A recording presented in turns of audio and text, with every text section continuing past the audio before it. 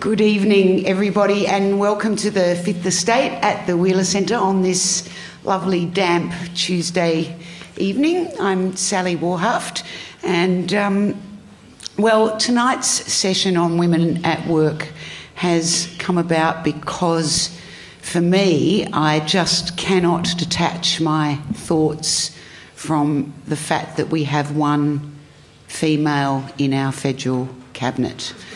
I'm having a very tough time coming to grips with it.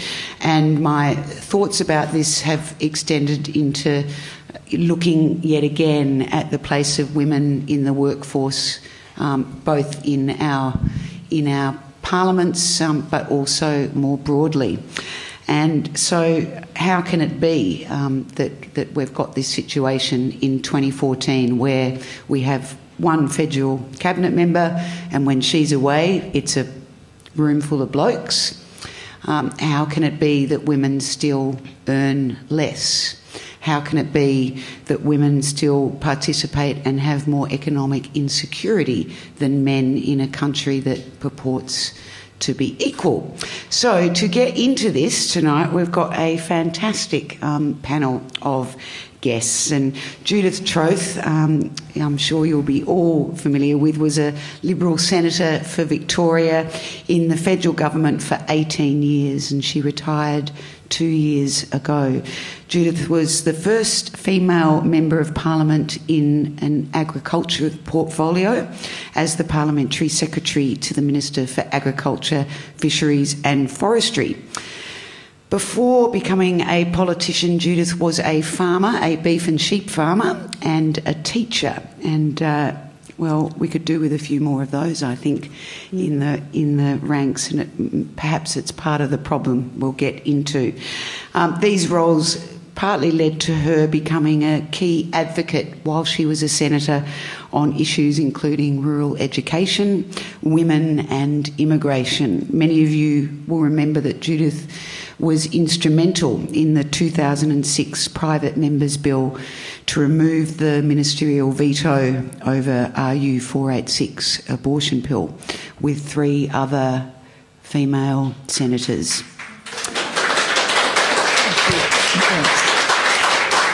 And she's now the chair of the Austin Health Board, among many other things that are keeping her very, very busy. Paula Matthewson, also known as Dragonista, is a corporate communications specialist, but she really moonlights as a blogger and writer on federal politics, and you'll see her work regularly in the Hoopla and the Drum. And elsewhere. She was a media advisor for John Howard in the early 90s and a long-time industry lobbyist. She let all that go in 2010 to write full-time. She curates a weekly collection of quality political writing at No Crap App and is editor of the group blog for Oz Opinion. She's also the founder of the Other Right website. And Danielle Green is actually a serving politician. She's a Victorian Labor politician. She's been the member for Yan Yean for 11 and a half years and is the Shadow Minister for the Prevention of Family Violence, Women and Health Promotion. She also sits on the board of Vic Health. Please give our 3 fabulous guests a warm welcome.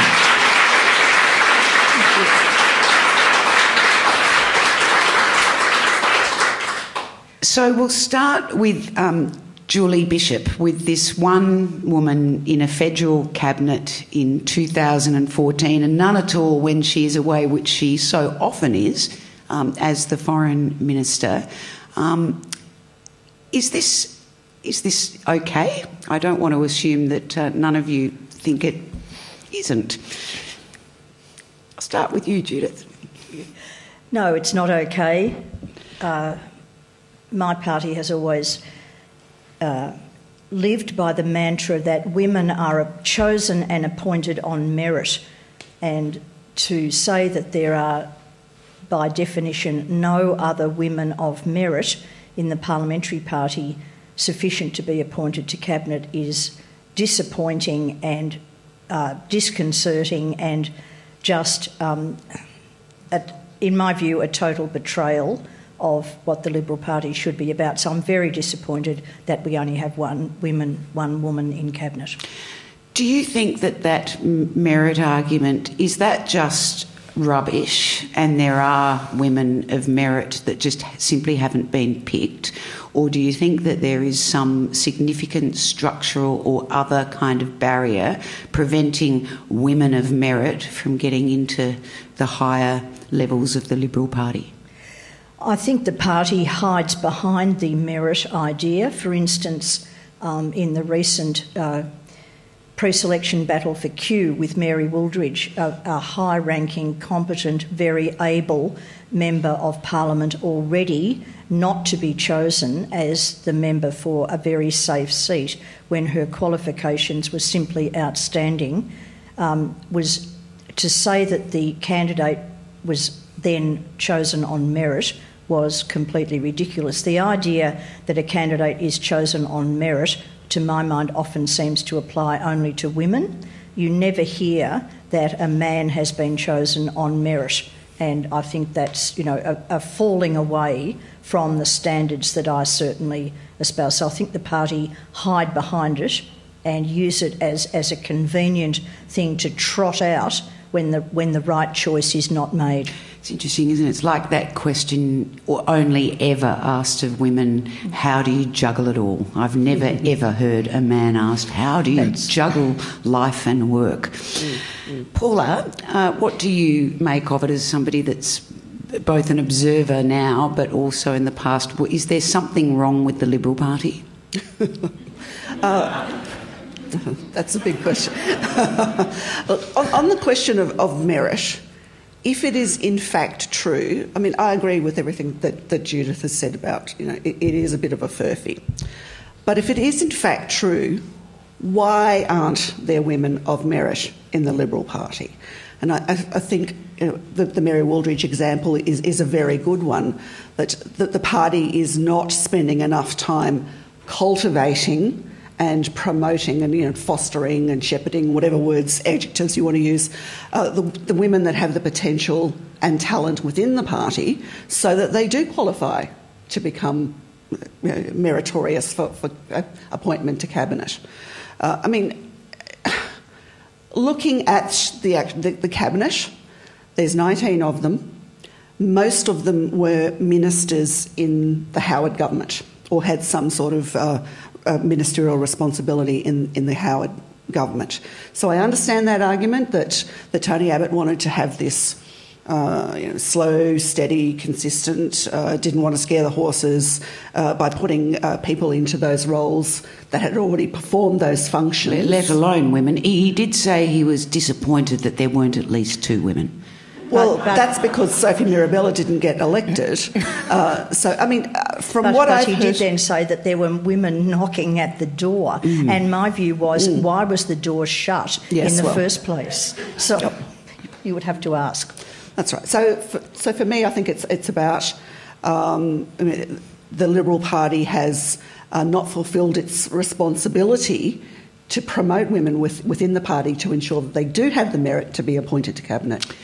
We'll come back to you both about the ways in which that might be done, but Danielle, I mean, you will obviously have a lot to say about that, just that point alone, because the Labor Party has done more specifically, I suppose, with the association with Emily's List, quotas and so on, but the broader introductory question, you take it away. Well, you must be sitting there. I think the fact that someone of the stature of Judith Troeth, who I have always admired, in her 19 years, she made it to the middle benches of parliamentary secretary, but did not make it onto the front bench. And someone like Sharman Stone, she was who a troublemaker. is outstanding, is not on the front bench. I mean, that is just, it's not a merit argument at all. And I think, the example that Judith gave as well about Mary Wooldridge, I think there is structurally something wrong, but it is the same dynamic, I think, within the corporate sector. I was at a lunch recently, a women's network, and it was before Sharman Stone had made her comment about how the Liberal Party needed to introduce a quota system. And we just went around the table. I hosted a lunch, and they were not of my politics. They were all women out of the corporate sector, out of the law, and they all just said, look, we have seen it decade in and out, and, you know, there are less women that are equity law partners now than there were 20 years ago. So many, you know, the idea that at any professional company, you know, the idea that a middle-ranking woman would get the book of clients of a senior man that was retiring, it just would never happen. It would be given to the young man out of university it's his turn, whereas it wouldn't be recognised the work that the woman has done. And every woman around that table, I was quite astounded, said the time for quotas has come, whether it's in political life, whether it's in business life. They said we're never going to make entrenched inroads until we actually have that. I did actually suggest quotas. In 2010, I wrote an individual letter to every one of my Liberal and National parliamentary colleagues in the federal parliament, suggesting that the time had come to introduce a quota system, because in the 20 years I was also involved as party vice president here in Victoria before I went into parliament, and in the 25 years that I've been looking at this problem, the number of women have actually gone down. Now, I invited them to respond to me. I think I received 5 responses.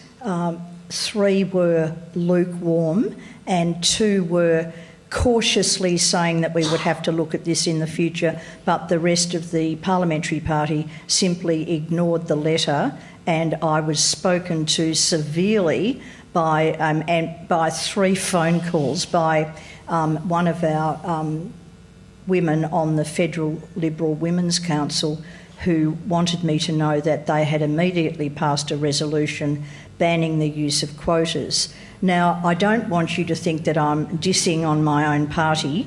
I'm not. I do believe, and Danielle doesn't have to say anything, but I do believe that the problem exists in the Labor Party. For instance, at the last federal election in South Australia, a union official, Don Farrell, who was already in the Senate, was named number 1 on their Senate ticket over Penny Wong, who by any counts is an outstanding and very capable woman. Now, I think they realised their mistake, and that was quietly reversed, and Penny then became number 1 on the Senate ticket, which was just as well, because she was the only one who got back into federal parliament on their Senate ticket, and to miss out on someone of Penny's capabilities would be a tragedy. So I think it happens a lot unless you stand up and kick up a terrible fuss about it. Now, you changed your mind, it seems, from what I've read about quotas over a long time. Over a long period of time, yes. Why? Because we are getting nowhere with the present system. I have seen so many good women stand up for pre-selection, go through the pre-selection program and get absolutely not chosen as a candidate, and I'm sick to death of it.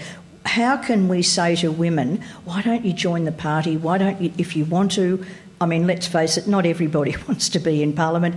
Would you like to stand for Parliament? If so, I will help you. How can we possibly say that to them and then look at them getting ground up to mincemeat in the pre-selection machine? I think it can be construed as hypocrisy on our part, and we have to go to a better system. Paula, does the idea of a quota system, first of all, does it appeal? But whether or not it appeals to you, is it irreconcilable with the Liberal philosophy and sort of ideology?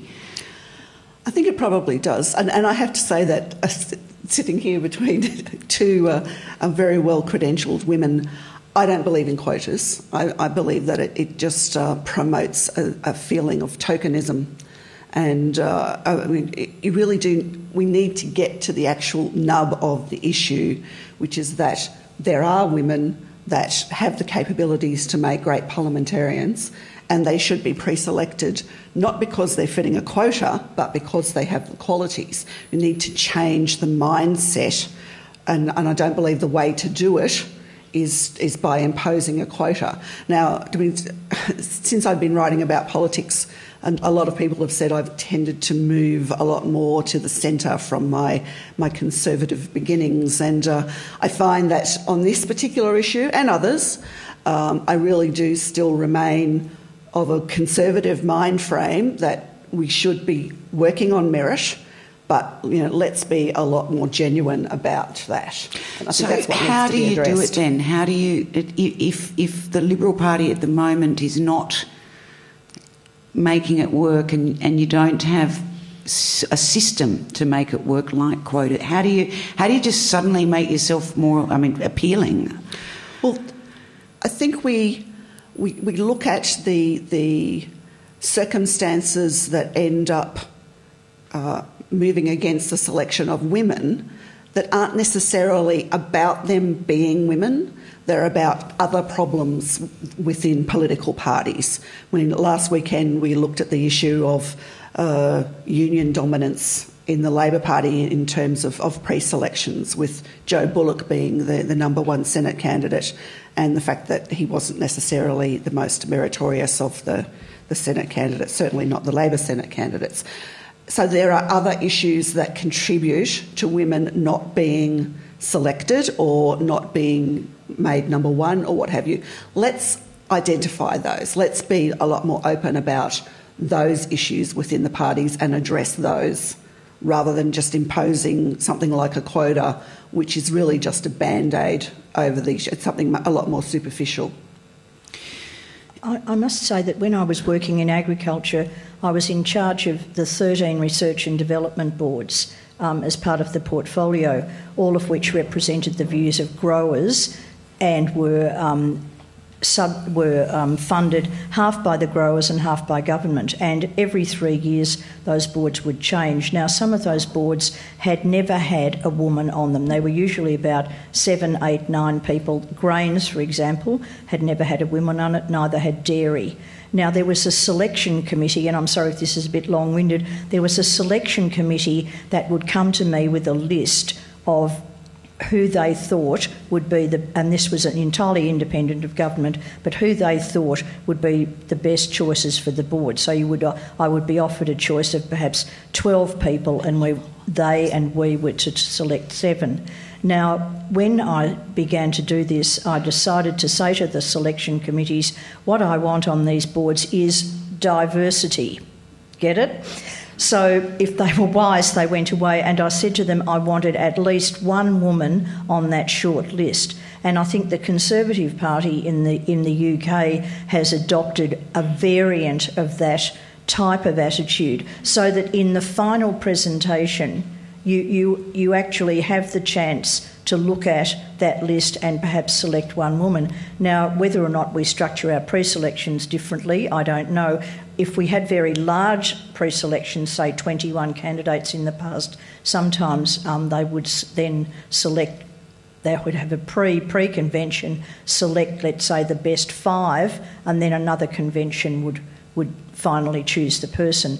Now, there are a number of ways of doing it, but you almost have to go back behind the pre-selection and say, well, who selects the pre-selectors? If that is where the issue is, it's the people who choose sort of thing. And you can go back and back and back in that. And I honestly believe that that's part of the way of doing it, to look at who you send to the convention in terms of the sort of person that they're going to pre-select.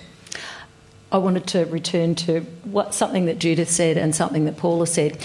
When Judith talked about women on boards, it's one of the first actions of the Baillieu government, one of their cabinet, was to get rid of board targets.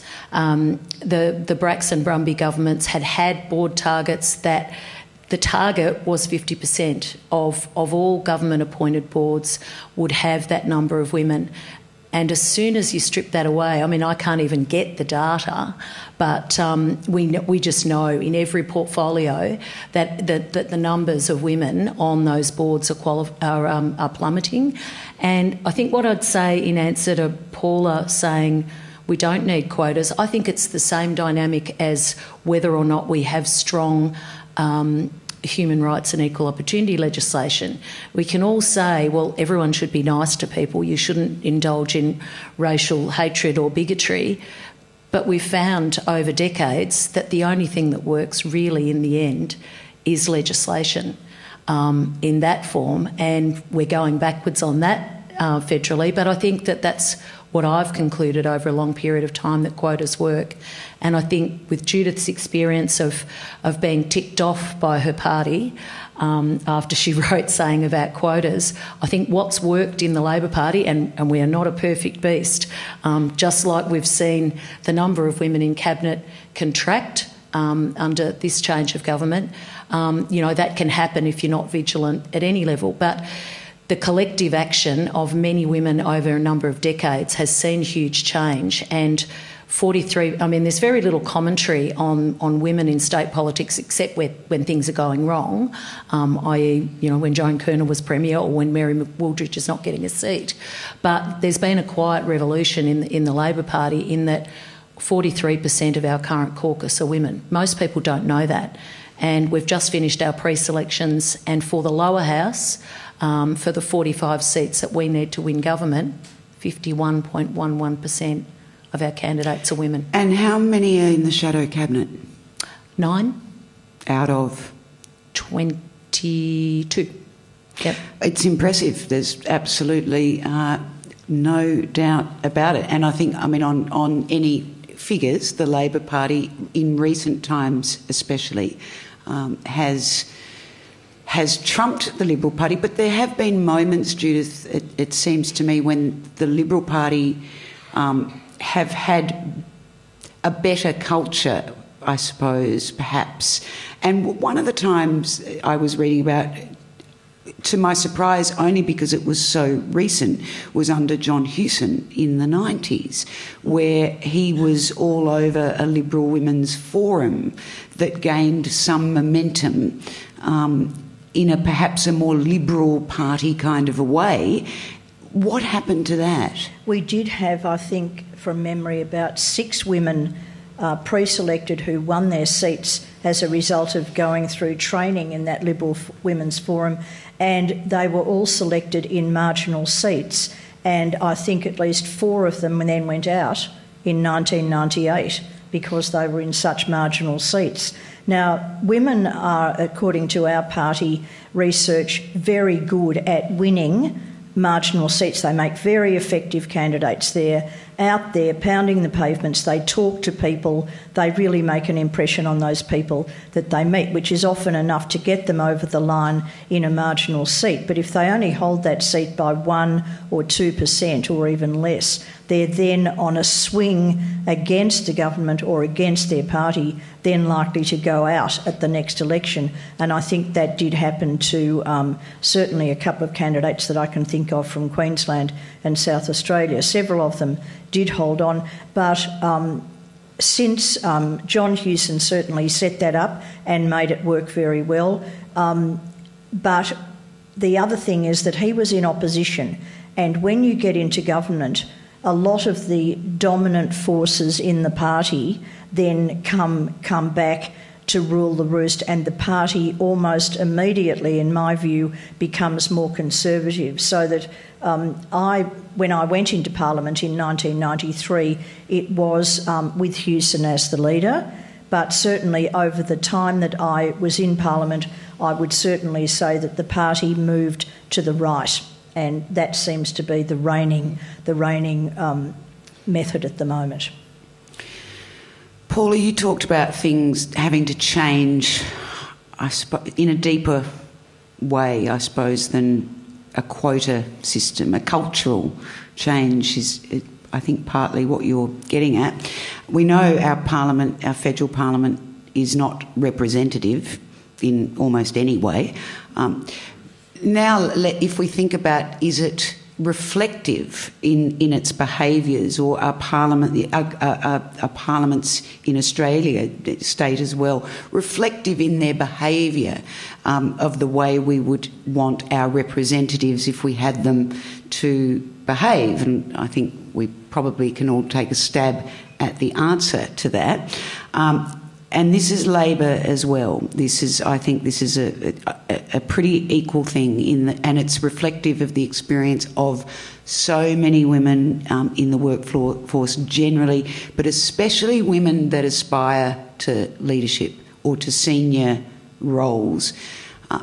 I was at an airport a few weeks ago, and I met for the first time a young female MP, and I'm not going to say it doesn't matter which party she was from, it doesn't matter whether it was state or federal. She was just a young MP.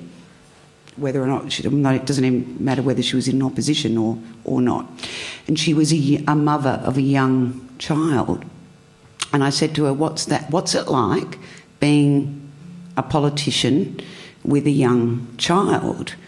And she started to, I just love being a politician, and I said, yeah, but what's it like, how do you manage it? How do you manage with your very young child? And she said, it's been really hard, and it's required massive adjustments with her family just to enable her to continue in this job. And we continued talking about it, and what I picked up was misery, actually, that this person felt unable to talk about it with her colleagues. In fact, she said that explicitly. She said, I would never have this conversation, no way, with anyone that I work with, no way. That is shocking. That is absolutely terrible. So, Danielle, how do you change that? I think you've particularly touched on the difference between federal and state parliament. Well, I might not have, because you don't know where she was from. No, oh well, okay.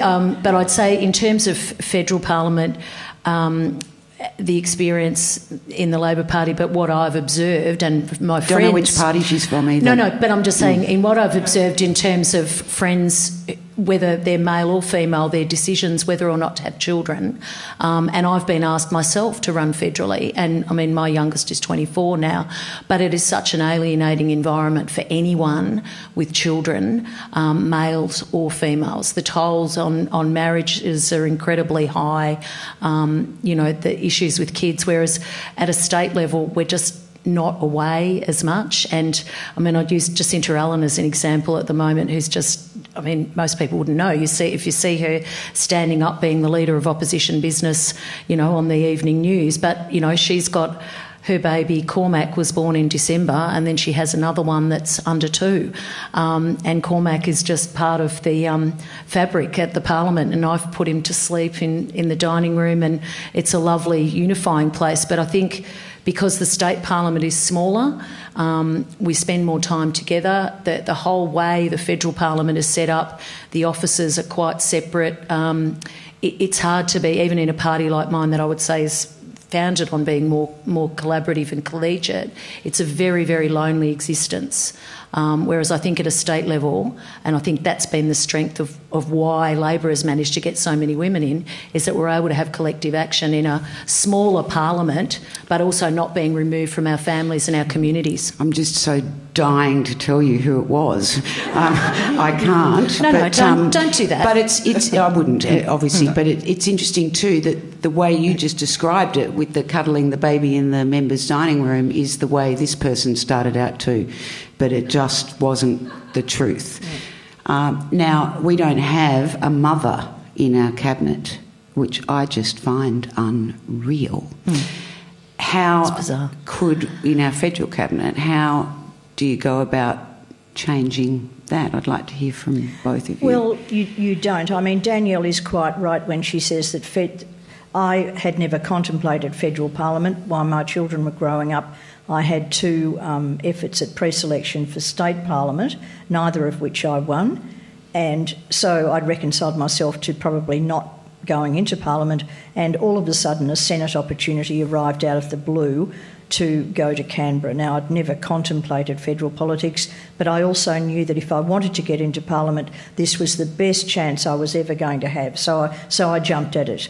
My youngest child was doing his VCE by this stage, and it is probably no secret that for most of the women in Parliament at a federal level are either unmarried, they're childless, or they have at the most one or two children. Now, with 5, I was a complete bizarre oddity. But I'd like to go back to your stronger question, Sally, of why wouldn't you ever confide this or have any soulmates? The thing is that Parliament, at whatever level, is a very brutal career. Everyone is your competitor. Everyone is aiming for those leadership spots, those ministry spots, and you would be mad to even betray a weakness of any sort. So you would never say you were ill, you would never take time off for something that was wrong with you. You would never admit a weakness of any sort, because that will ultimately be used against you by your enemies in your own party. And so you simply have to maintain this stiff upper lip facade. And it's not just women. Unfortunately, we had a suicide in federal Parliament in, I think, 2001 when Greg Wilton, who was then the member for Isaacs, committed suicide.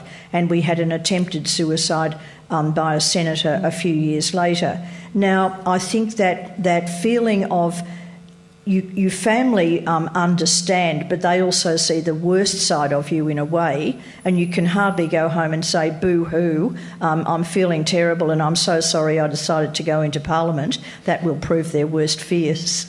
But you certainly would never say that to your comrades in arms, because it's just not a good idea to show any weakness whatever. So that's probably why that person said to you, I could never have this conversation with anyone else. It's also, though, isn't it, that just the experience of millions of Australian women forget the brutality and the competition. This is women that they take their leave, their sick leave because their children are sick, or because there's a parent that needs looking after, and they continue to plough on when they're ill, or that their needs are the very, very last ever to be expressed or addressed. So in that sense, the brutality of Parliament is reflecting a more a subtle but still very evident brutality in our society. Well, Sally, today with Elizabeth Broderick reporting that 1 in 5 women have been discriminated against due to pregnancy, and that I heard her say that one woman was told, well, you can come back to work when you've had a termination. I mean, what an appalling thing to say. So if that's happening at that level, every workplace is a bit brutal for women,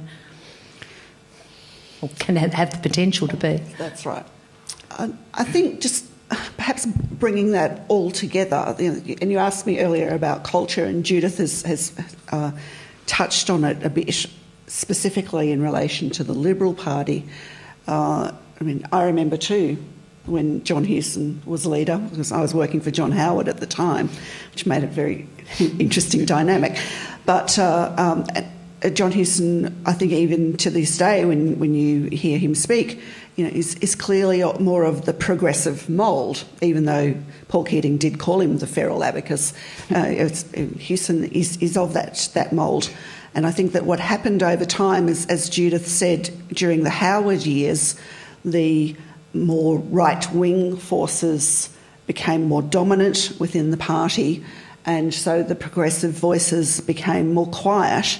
And I think when that happens, then there is a toughening, a hardening of the edges as well. I mean, we've seen that in political debate ever since, from the Howard years through the time when Tony Abbott has been opposition leader and now as Prime Minister. An incredible strengthening of the debate, a hard edge to it, a toughness to it, a masculinity to it.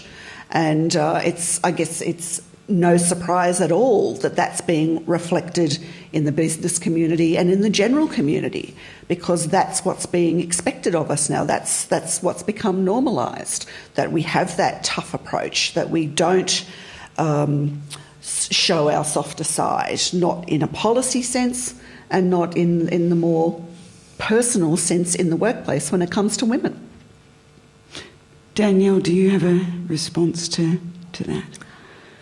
Yeah, well, I think that Paula's right, but I rail against the idea of, I don't want us to all say we're all ruined Hanrahan. You know, I like to, I mean, it was to be reflective when we looked back over the 100 years of women's suffrage in Victoria 5 years ago, and there's been about 1,800 odd, and not odd, men who've been state MPs. There's been 104 women. 64 of them have been Labor women, and I'll just talk about my side of politics. And I have known every single one of those women except the first. Fanny Brownbill died the year I was born. So I think if we get it in perspective, the first year I ever voted was for the Kane government, and that was when this state saw a first female minister, and that was Pauline Toner. A mere 8 years later, we had a woman premier.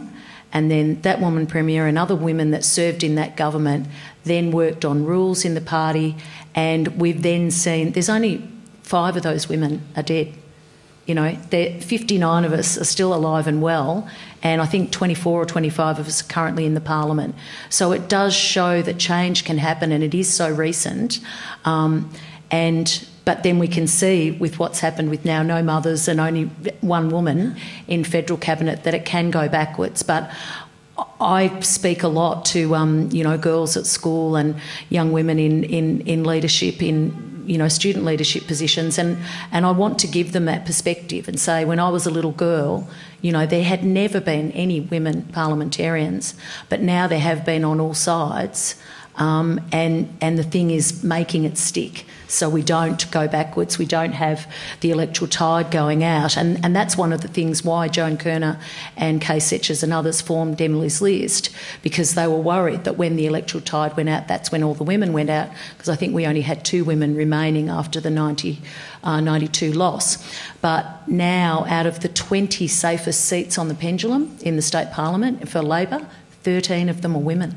So it's really changed, and at the last election, even though we lost some good MPs, there were 6 incoming MPs and 5 out of the 6 were women. Anthony Carbine's the member for Ivanhoe, is called the token bloke of the class of 2010. So I do think, that we've got pockets of change, but we need to work to make sure they can be entrenched. Oh, I want to hear from each of you about reflections on Julia Gillard as the first female Prime Minister, both how you feel she went with that role, which she started off, of course, saying that it made no difference, that she was a woman, but she was proud to be the first female. It ended with her very last press conference as Prime Minister as being the thing that you feel she's going to take into her working world from now on.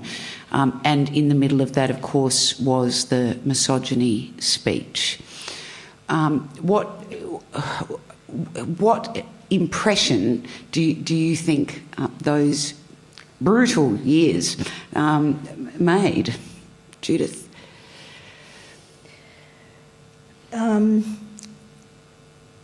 I'd have to say that certainly I was very pleased when I was pleased for the nation when Julia Gillard became Prime Minister, that we actually had a female Prime Minister. But I have to say that I was probably appalled by the way in which she became Prime Minister, and I would have to say that I consider that as a Prime Minister, she did not handle policy decisions well, and then I think obviously some members of her government became disenchanted with the effect on the electorate of this, And so, that ultimately led to her removal as Prime Minister.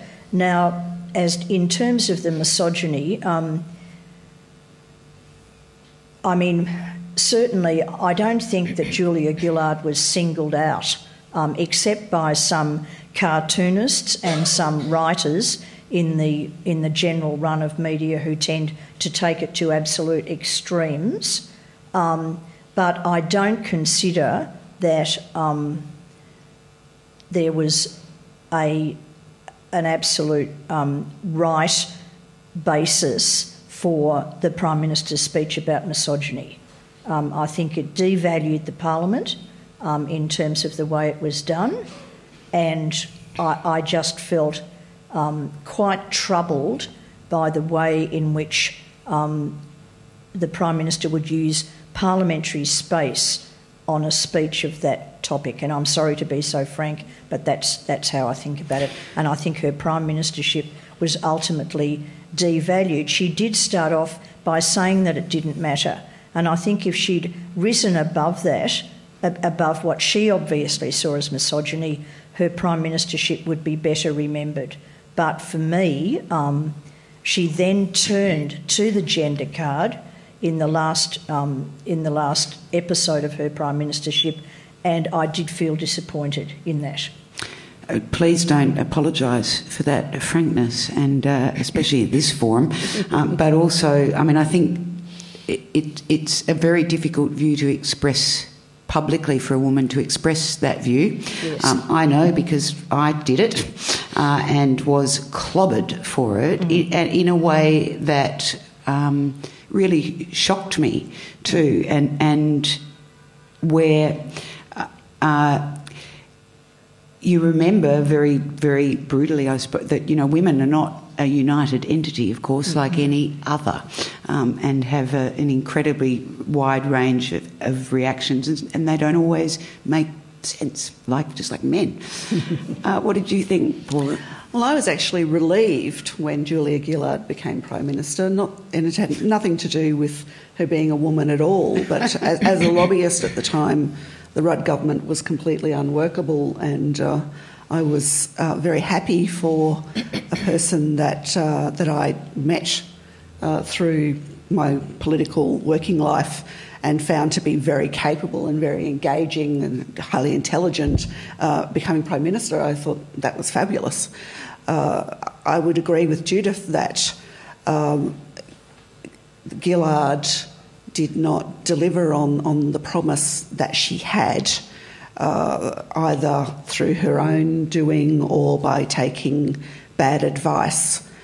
She made very bad policy and political judgments and decisions, and that aided the opposition's campaign to pull her down.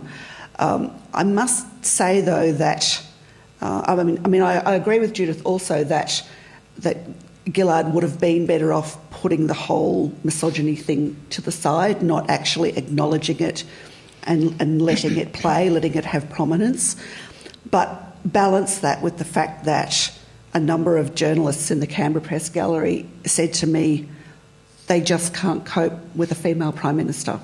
So it wasn't just the coalition, wasn't just the opposition trying to pull down a government.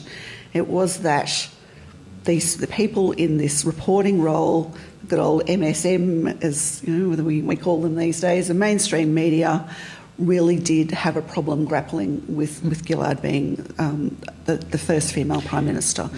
On the misogyny speech, my understanding is that Gillard took some dot points into question time, thinking that she might be able to use them against Tony Abbott in rebuttals, and was then given the opportunity to deliver this speech.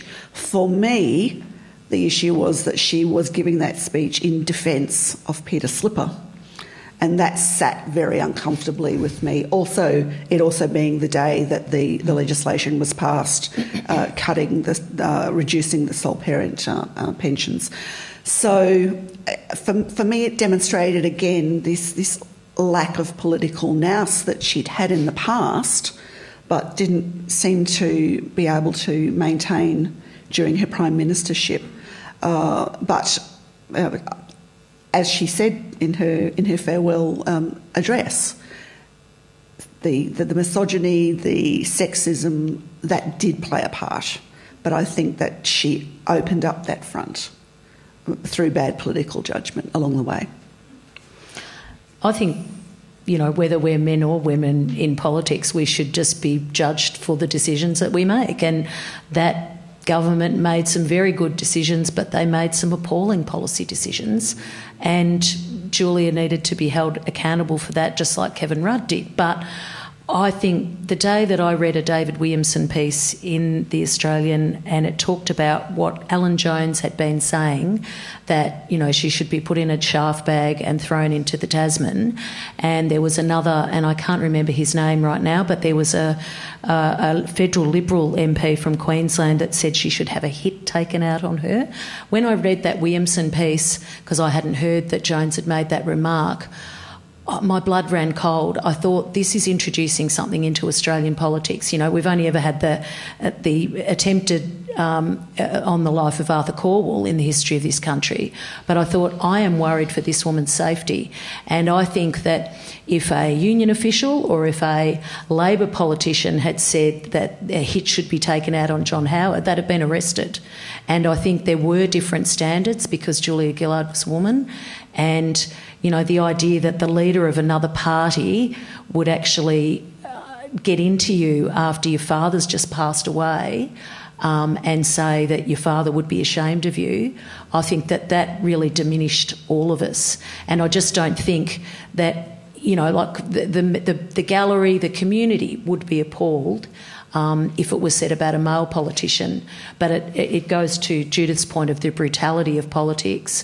But I actually think that most men, it goes to the strength of Julia Gillard's character, that most men in politics would not have been able to withstand the pressure that she took. They'd have been in a fetal position each night. I mean, Judith talked about the suicide and the attempted suicides, and Jeff Gallop is another one that resigned as Premier of WA due to depression. And, that was never going to happen to Julia Gillard because she's so tough.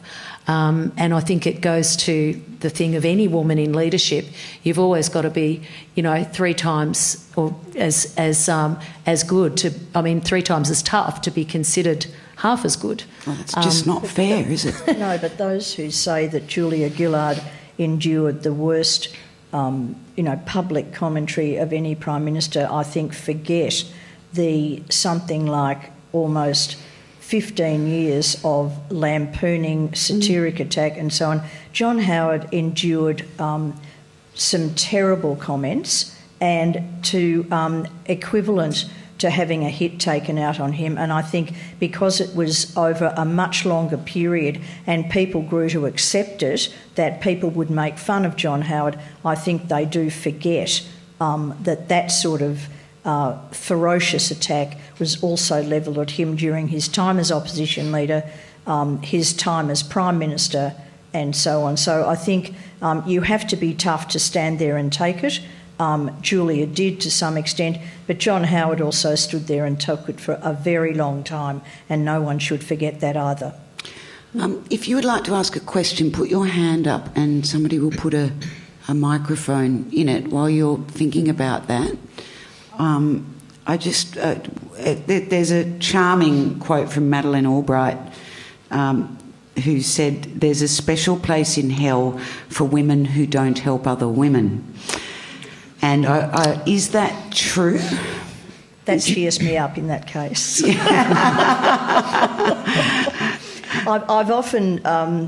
have often likened it to those who win, as in, the plums of office. Often they're in the lifeboat with a baseball bat and all these little fingers are on the side of the lifebelt and this person's standing there knocking them off. So, look, some women just don't...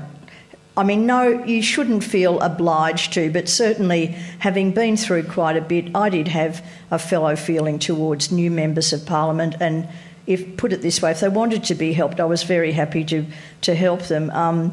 But a lot of women think, I got there on my own merits, everybody else can do the same, and they just leave it at that, and I think that's a bit uncharitable.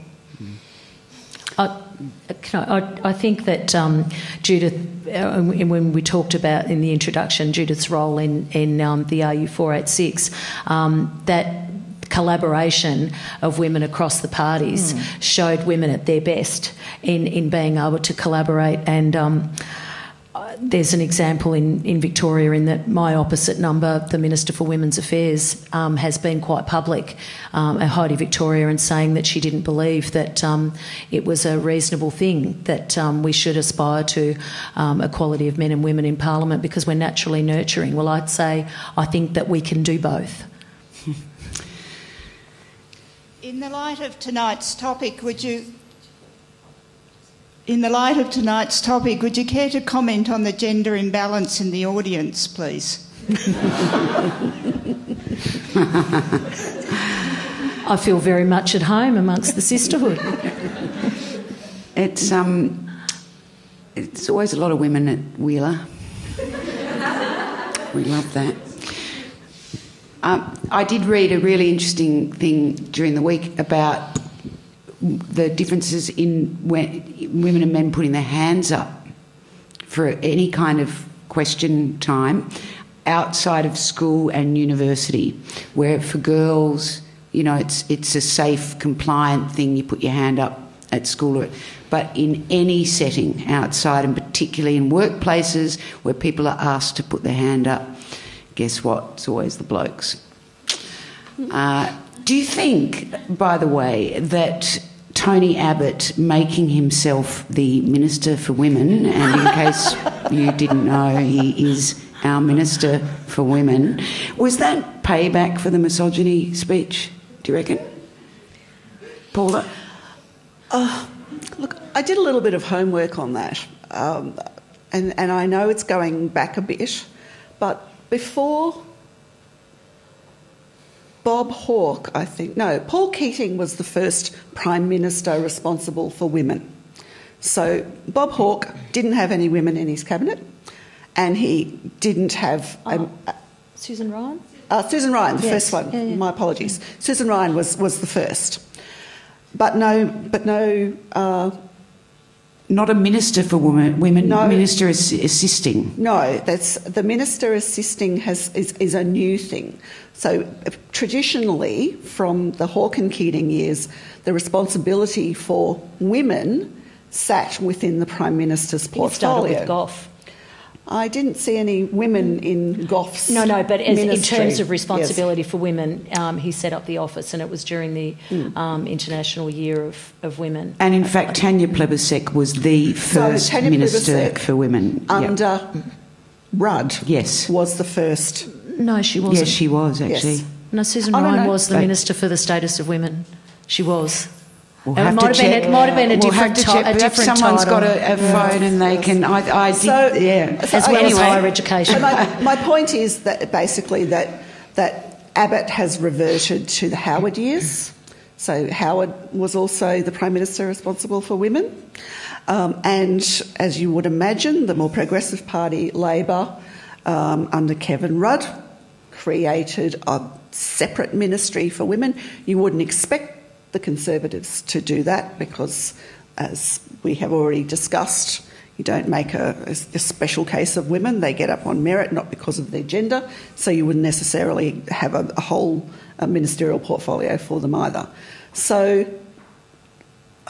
Interesting, though, isn't it, that Tony Abbott, with the perception problem that he has with women, chose to revert back to that rather than to perhaps make a statement about continuing... Well, there has been no Minister for Women under a Conservative government. John Howard did twice as well with his women in cabinet. He did. Over there. Hi. My question follows on from that in a way, in that do any members of the panel find it nauseating, or if we use that H word, hypocritical, when every time you see Tony Abbott in Parliament at the boxes speaking, he has Sarah Henderson and Julie Bishop and a couple of other women ranged behind him, I think to prove how much they support and love what he's doing for them. So that's one part. And then the other part is I think it's really interesting where women are put, on what agenda they're put in the current Conservative government and the previous one, where previously it was about baby bonuses and now it's about 6 months paid maternity leave, which still seems to me to be about women and their roles as mothers and needing support at that time. I mean, I am a proud mother and working mother myself, but I do find it somewhat, again, H-word, hypocritical and taking us backwards. If you look at video transcripts of Parliament, you'll find that any parliamentary leader, both Labor and Liberal, always has women from marginal seats in the photo frame behind him. So that brings it into perspective, and you'll find that Julia Gillard or Kevin Rudd had exactly those women from New South Wales marginal seats in the picture frame behind him. In fact, when I was running in my last pre-selection in 2004, I think it was when George Bush came out to speak to the combined Houses of Parliament, and somebody from the Prime Minister's office obligingly got me a seat directly in the frame behind John Howard, because all the Senate had to go over and sit in the House of Representatives, so I would be in the picture frame all the time that the Prime Minister was speaking in an effort to impress my pre-selectors. I did actually win by a very narrow margin, but whether or not this impressed them, I don't know. But that's standard practice, to have marginal seat members sitting there behind for both Labor and Liberal, I find. And it is paid parental leave. It's not just paid maternity leave, as I understand it. Is that the point of your question?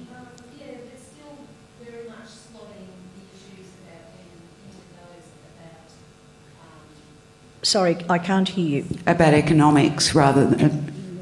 about women's role as mothering and parenting rather than... They wanted to indicate that it was a recognition of the part that both parents play in the development of their children. That's as I understand it. I mean, this has come out since I was in Parliament, so I don't know enough of the detail to speak, but I think it's a recognition of the part that both parents can play in the development of their children. I might take just a little different approach to your question, in that, I mean, Judith's right about marginal seats are always sitting behind and they're more likely to be women. But in terms of policy, you know, every woman that gets on the front bench, you know, it's policy. I mean, you're always happy to be on the front bench, whatever role you're given, but it really is policy nirvana to be given an economic portfolio or an infrastructure portfolio.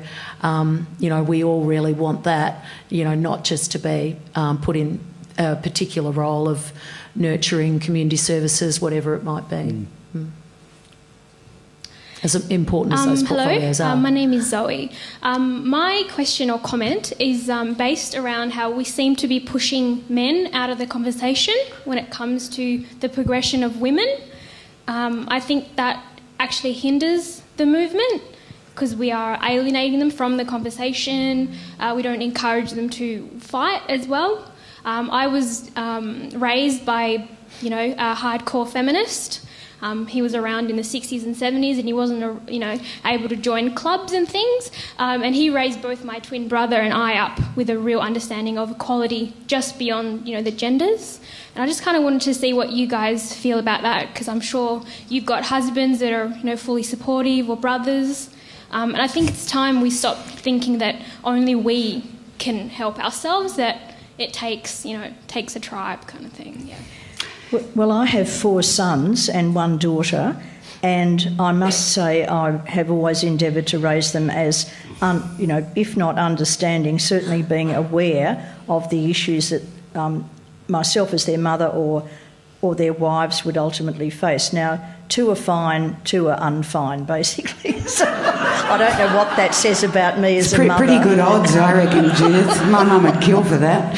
But I take your point, but we are coming from such a long way behind. One of my colleagues asked me why I was bothering to put in place scholarships for rural women. What about the scholarships for rural men? Well, rural men seem to me to cruise onto any board that they wanted to, mainly because of the Old Boys Network. And certainly I love men very much.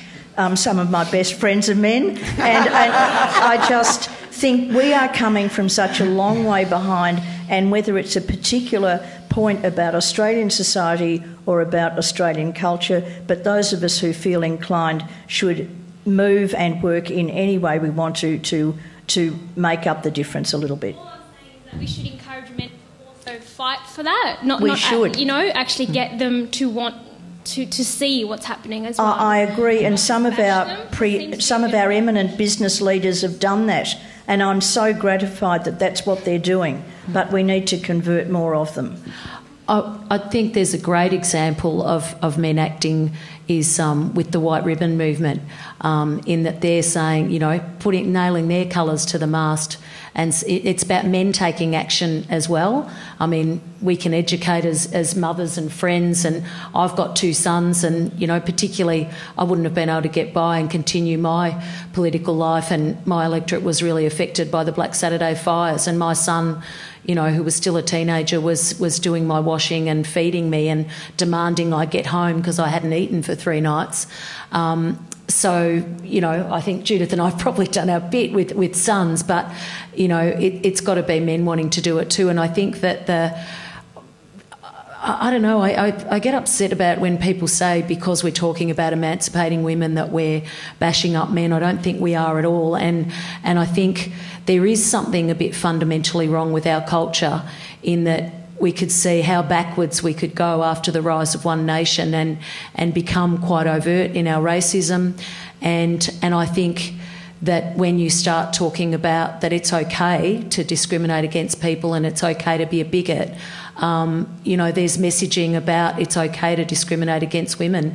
And when you see how many women who are, Elizabeth Broderick has said, are being judged, just about their pregnancies, there is something culturally not right, and you pull the scab off, and if you don't have collective leadership and whether it's bipartisanship on refugees, well, we go backwards, and the nastiest parts of our culture and our psyche come to the fore. Zoe, I think I can really relate to what it is that you're getting at because of the conversations that I see online about feminism and sexism when supportive and interested men try to get involved in these conversations to learn and to demonstrate support, and quite often they're pushed away and frankly told to check their privilege.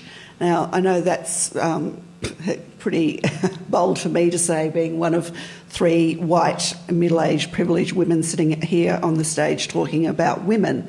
But I think I find that particularly confronting when I, as a privileged person, want to learn and engage and show support for other oppressed groups, and am often pushed away because I am privileged and sometimes have been told that I'm not entitled to participate in that conversation. I think that's something that we really need to have a look at and perhaps address. And I agree with you that we should be reaching out more and bringing those interested and supported parties in rather than pushing them away because they have been part of the problem.